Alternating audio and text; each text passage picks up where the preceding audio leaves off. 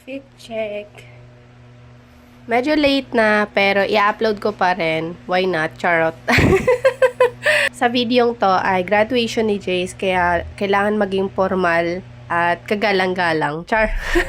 8 a.m. pa nga lang ng umaga ay umalis na kami ng bahay at kasama namin itong kaklase ni Jace na kapitbahay rin namin. Medyo nahirapan pa nga kami maghanap ng parking dahil Monday sa araw na to at dito ginanap sa City Hall Gymnasium ang kanilang graduation. Tapos 8:40 pa lang nandito na kami. At 9:30, saka pa lang kami nakapasok. Kaya yung mga bata ay sobrang init na init at bagot na bagot na. So, bago pa lang makapasok, tinotoyo na yung mga bata. Alas 1 oras nga kaming nag-antay dyan sa baba bago kami nakapasok sa loob. Dahil 2 barangay din ng daycare ang gagraduate sa araw na to. Buti na nga lang din at dito sa loob ng gymnasium ay naka-aircon. Kaya nabawasan yung toyo ng mga bata.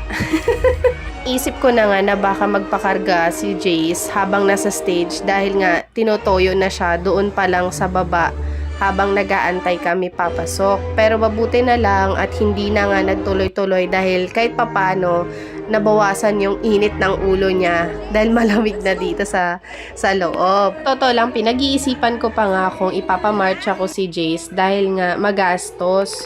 Sa katunayan, salingkit-kit lang talaga si Jace. Next school year, uulit-ulit siya ng daycare dahil hindi papasok yung age niya doon sa kinder. 3 years old lang kasi si Jace nang mag-start mag-daycare. Pero ayun, pinamarcha ko pa rin dahil sayang naman at meron na rin siyang nabuong friendship doon sa mga kaklase niya. Ang mga puntong to ay isa-isang nagsipagdatingan yung mga officials ng barangay at ng City Hall. Actually, nandiyan din yung yung asawa ni Sunshine dun sa sex bomb. I'm not sure kung anong pangalan nun. Hindi rin kasi ako familiar sa mga pangalan nila. Dahil pa isa-isa nga ang pagdatingan ang mga officials dyan ng City Hall, ay medyo nagprolong yung event. Kaya 12:30 na nung nakalalabas kami doon.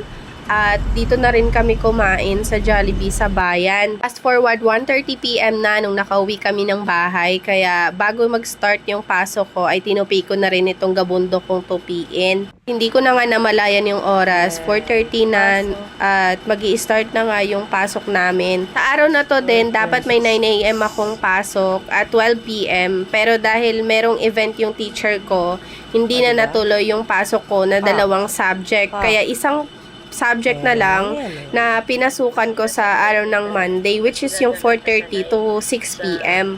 So ayun, imumove na lang sa ibang araw and fast forward ulit. After ng graduation ni Jace ay nagkayayaan yung mga co-parents na magkaroon ng swimming dahil nga magkanya-kanya na at alam niyo na graduation na, so mag-step forward na yung mga bata.